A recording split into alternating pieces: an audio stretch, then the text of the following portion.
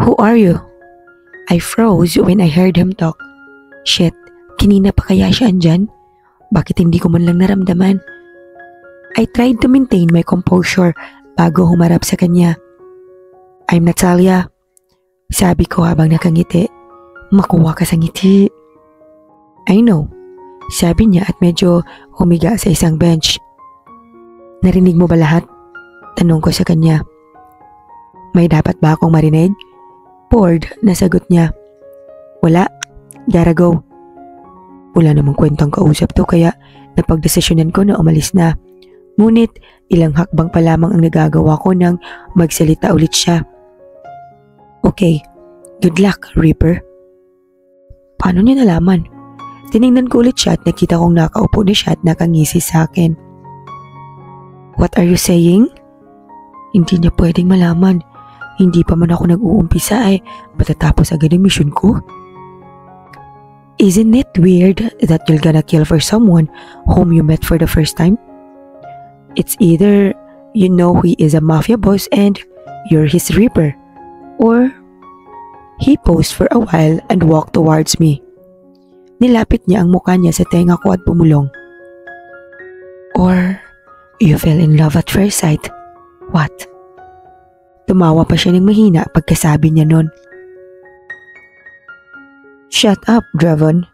I tried to compose myself para hindi niya malatang na corner niya ako sa tanong niya. Why am I even talking to you? I rolled my eyes and decided to walk away when he grabbed my arms and pushed me in the nearest tree. He looked straight into my eyes. You can't just leave without answering me, lady, he said while smirking. He gives me creeps. What if I don't answer you? I asked him. Simple. I let him know what you did and let him find the answer to my question. Or you could answer me and I'll forget everything. Bakit ba kasi siya nandito? Seeing how you react means you're his I cut him off. I actually fell in love at first sight, I said while stuttering. I can't believe I'm saying I'm in love with someone. Agad naman nawala ang ngiti sa labi niya at naging seryoso. Binitawan na rin niya ako at tumalikod na siya. Too bad. He doesn't know what love is, he said and left me. After about a few minutes, I decided to leave the place. Kailangan ko nang umuwi. Sobrang nakakapagod ang araw na to. I checked my phone at nakitang 6:30 PM na pala. Ang daming nangyari ngayon. Considering na first day pa lamang to, how much more sa mga susunod na araw. I opened the door of my house. Ngunit, tanging malalamig na hangin ay sumalubong sa akin. I entered my house and realized how empty it was. My heart broke remembering how this house that was once a home of laughter and joy became a place worse than a haunted house. A haunted house where no ghost can be seen, but those memories, those painful memories that haunts me and would still haunt me forever. And here I was, being left alone in this cold, dark place. Ang sakit.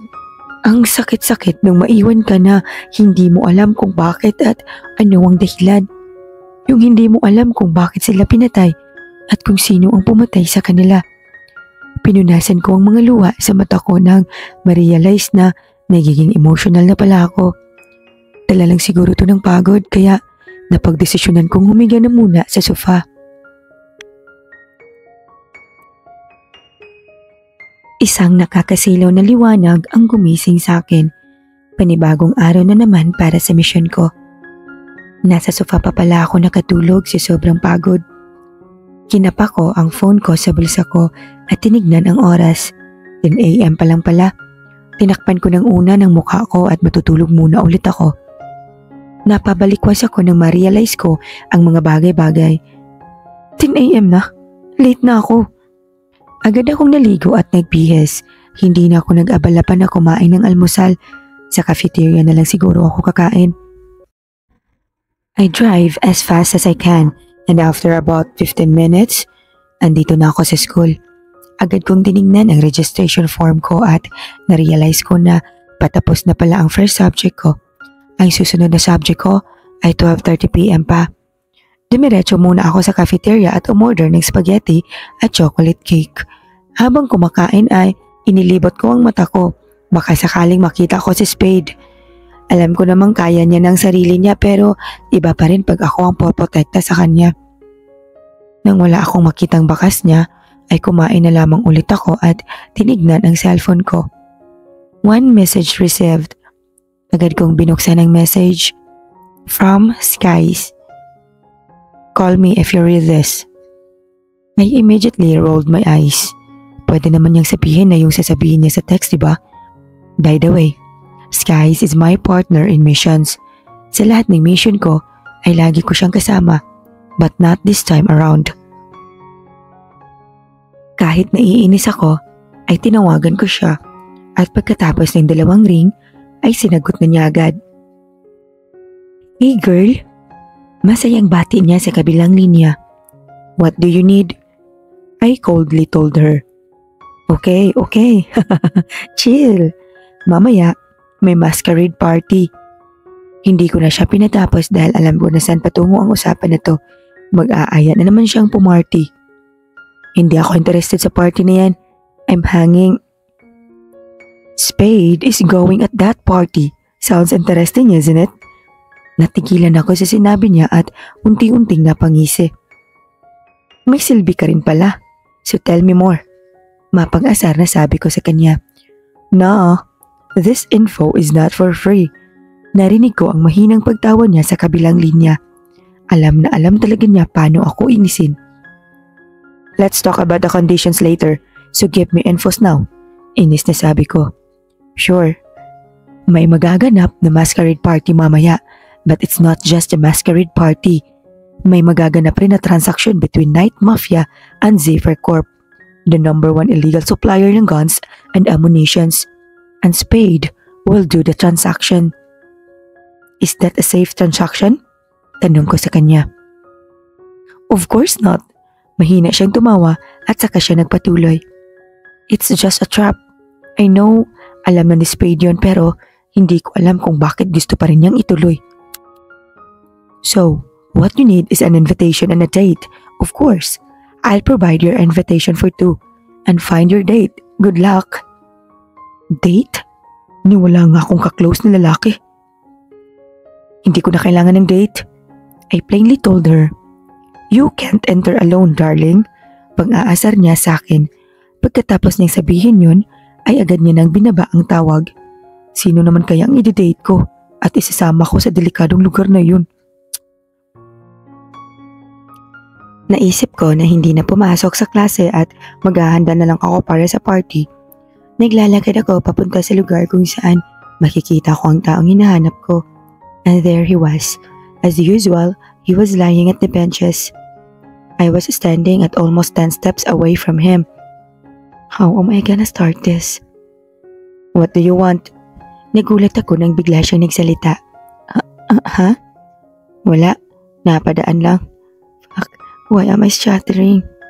Tumalikod na ako at nagsimula ng maglakad palayo ngunit napatigil ako. Yeah, it's now or never.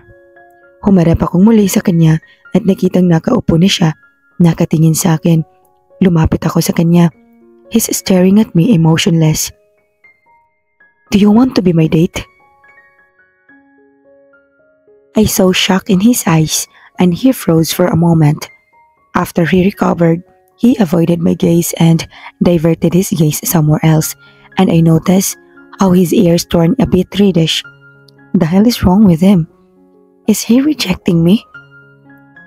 Is that your way of rejecting me? I irritably asked him. He then looks at me. This time, he's smirking. I thought you liked Spade, but I guess you likes me more, he said annoyingly. I just rolled my eyes. Just say yes or no. What can I have in return? Tanong niya. Bakit ba lahat ng tao gusto ng kapalit? Ililibre kita ng dinner. I boldly told him. No thanks, I can buy my own. He's really pissing me off. I'll give you my car, I offered. No, I'm happy and contented with my car. Say what you want and I'll give it to you. I hope I can punch him this instant. Whatever I want? He asked and I saw him smirking. Yeah, whatever you want, I said. Let's get to the party first and I'll think about what I want afterwards, he said, and I just rolled my eyes. Yeah, whatever. I look at my watch to check the time and it's already 2 p.m. in the afternoon. The party will start at 11 p.m. I still have 9 hours left to prepare and to plan.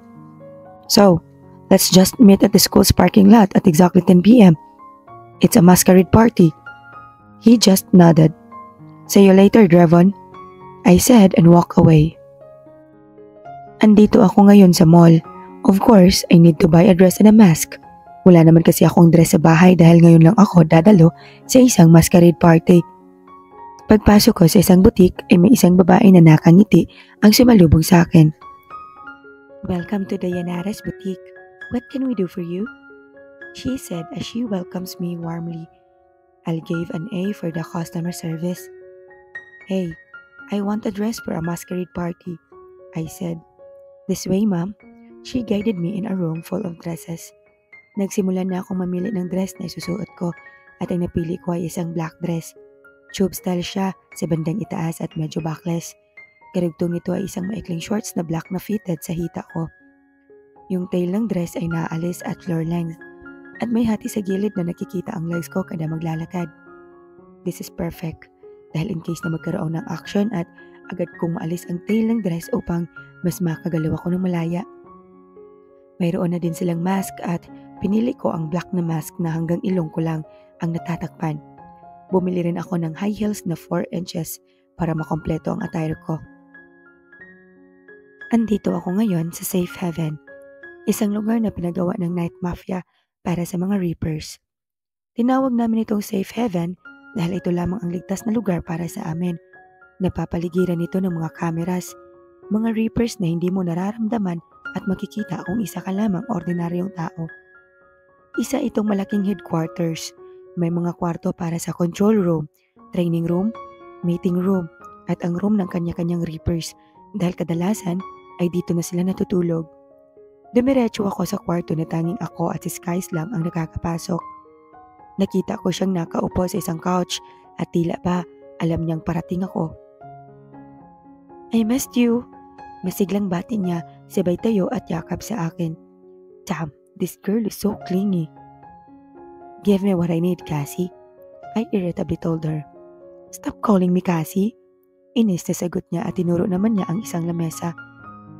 Invitations, blueprint of the hotel, and of course, guns and daggers.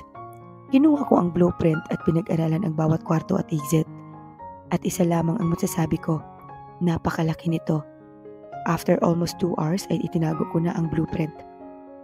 I look at Skies at nakaupo lang siya sa couch at nagfe-Facebook. I just rolled my eyes. Pa-relax-relax lang siya dahil wala siyang mission ngayon. I look at the door when it suddenly opens. Napatigil si Skies sa ginagawa niya at tumingin rin sa pinto. I raised my eyebrow when I saw a man walking towards us. Since when did we allow anyone to enter this jam room? And without knocking? I coldly told him. Since yesterday. He looks puzzled also.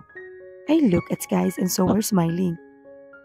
I forgot to tell you, he's Kevin, the new member of our unit. Seriously? I shouted at her. Yeah, seriously, Kevin said and he laughs. Don't worry, he's as good as you and he will never fail us. I rolled my eyes. Damn, nakakainis. He's undeniably handsome but he looks arrogant. Yeah, whatever, I said because I felt defeated. Ano pa nga bang magagawa ko? If something goes wrong later, go to the exit B. I'll be fetching you there, he said and winked. Do I even said I need your help? Tanong ko. No, but you have no choice because that's the only exit protected by Night Mafia. All the other exits are guarded by the Zephyrs, he said, and once again, I feel defeated. Yeah, fine, I said. And by the way, Tanging ikaw at 5 personal guards lang ni Spade ang nasa party.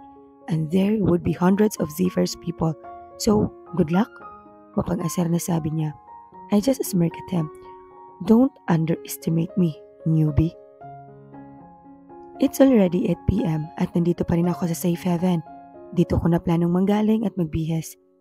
I wear my dress and put 2 guns and ammunitions in the gun strap on my legs. I put daggers in my shoes. Skies put makeup on my face and after an hour, I'm ready to go. It's 9:55 when I arrive at the school's parking lot. Inilibot ko ang paningin ko nang makitang walang kahit isang kotse ang nakapark rito. Damn, don't you dare, Trevon. I sat in the hood of my car and patiently waited for him. Exactly 10 p.m. when I saw a black car parking in front of me. Damn, this guy. Eksaktong 10 p.m. talaga siya pumunta. You're early, sabi niya pagkalabas niya ng kotse niya. He's wearing a black tuxedo and a dark blue tie in a white polo shirt. He looks formal and handsome as hell. Stop making awkward atmosphere. Quite staring. Sabi niya at lumapit na sa akin. I'm not staring. Pagdidinay ko. Inilahad niya sa akin ang kamay niya upang alalayan akong bumaba sa hood ng kotse. So unladylike.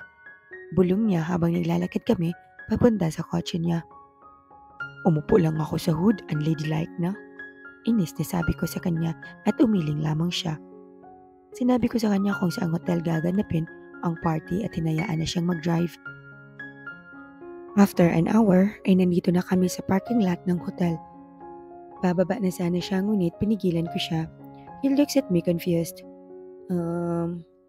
Thanks for accompanying me. Tumango lang siya at lumabas na. Pinagbuksan niya ako ng pinto at bumaba na rin ako. Sinuot na namin ang maskara namin at nagsimulang maglakad papunta sa entrance. Tanging invitation lamang ang chinek nila at hinayaan na kaming pumasok. Poor security. Rinig kong bulong ni Dravon. It's a good thing for me actually. Pagpasok namin sa loob ng Masquerade Hall, ay bumungad sa amin ang ingranding disenyo nito. It is black, silver, and white theme. Mga taong halatang sosyalin at mga men in black. Umupo kami ni Dravon sa lugar na walang masyadong tao. Everything seems so suspicious. Mahinang sabi niya sa akin. I haven't noticed anything suspicious. I lied. Because every little thing are suspicious. It feels like we entered a den of lions. Napansin kong may mga men in black ang nagmamadaling lumabas ng hall.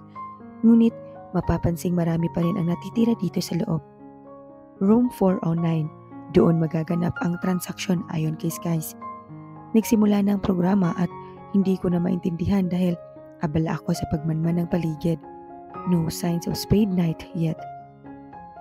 After almost 10 minutes, ay nakita kong may pumasok na 2 lalaki na naka-black suit at red ties. Napansin ko ang maliit na tattoo sa kanilang mga leeg. He's here. Are you alright? Do you want something to drink? Tanong ni Dravon sa akin kaya't napatingin ako sa kanya at ngumiti. No, mamaya na lang siguro. Sagot ko sa kanya at binalik ang tingin ko sa taong papasok. He's wearing a mask, but I know it's him. He's wearing a dark blue tuxedo and looks so handsome and powerful as hell. Umupo siya sa pwesto na para sa mga VIP guests. I focus my gaze on him. Hey, I'll just go to the washroom. Rinig kong sabi ni Dravon. Tumingin ako sa kanya at tumango lang. Pagbalik ko ng tingin kay Spade ay wala na ito sa kinauupuan niya. Mabilis kong inilibot ang aking mga mata at nakita ko silang palabas ng hall. Tumayo na ako at nagsimulang sumunod sa kanila nang hindi nila mapapansin. Hindi ko pinahalata na nakasunod na ako sa kanila at kunwaring isa lamang akong guest na pabalik sa tinutuluyan kong kwarto. Nauna na sila sa elevator. Sumakay ako sa kabilang elevator at pinindot ang 4th floor. Ilang saglit pa ay bumukas na ang elevator at nakita ko silang pumasok sa room 409. Napakaraming nakabantay sa labas pa lamang, kaya mukhang mahihirapan ako. Naglakad ako palayo sa kwartong iyon at nag-isip ng maaari kong gawin. Anong ginagawa mo rito? Napatingin ako sa lalaking nakatayo sa harapan ko.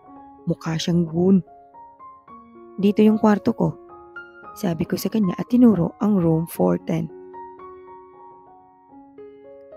Pinagloloko mo ba kami? Walang naka-check-in sa floor na to. Malakas ang boses niya kaya naagaw nito ang atensyon ng ilan pang lalaki na nakabantay sa room 409. Halos 15 na tao sila. Hindi naman sa hindi ko sila kaya ngunit ayokong gumawa ng kahit na anong ingay.